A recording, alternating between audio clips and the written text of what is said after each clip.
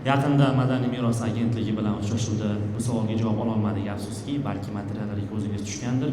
Savolim Buxoro turistik markazi haqida. 2 yil oldin Buxoro juda ham katta qurilish maydoniga aylandi. Juda ham ko'p strategik binolar buzib tashlandi. Ular UNESCO nomoddiy madaniy ro'yxatiga yaqin hududda edi, nisbatan yaqin.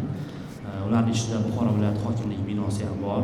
Buxoroliklar juda ham yaxshi biladi, bu shaharni simboliga, ramziga aylangan juda ham mustahkam bino edi.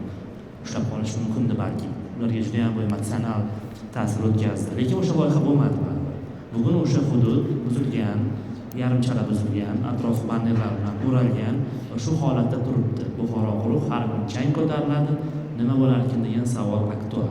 Xo'sh, mana shu Buxoro turistik markazi nima bo'ladi o'zi? Menimcha bunga ham sizga biz qo'shimcha javob beramiz.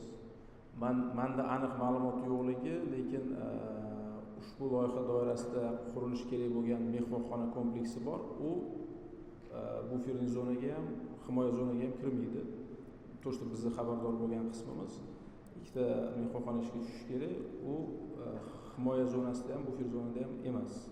Men mas'ul bo'lgan yo'nalish ma'nosida aytyapman. Lekin ichki kompleksda bo'lishi kerak bo'lgan yoki qanaqadir jarayonlar haqida menda ma'lumot yo'q. Ya'ni shu loyiha ichidan biz aytayotgan ikkita mehmonxona hozir tutash hududda, lekin u hududga kirmaydi. Ya'ni UNESCOning o'zi belgilab bergan bufer zona bor, ya'ni yana himoya zona bor. U hududlardan tashqaridagi joyda joylashadi.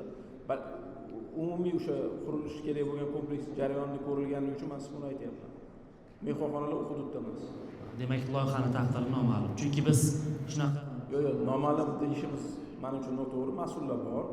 Har bir loyihaning o'zining egalari bor. Men o'zim qismimda mehmonxona bo'lgani uchun aytyapman.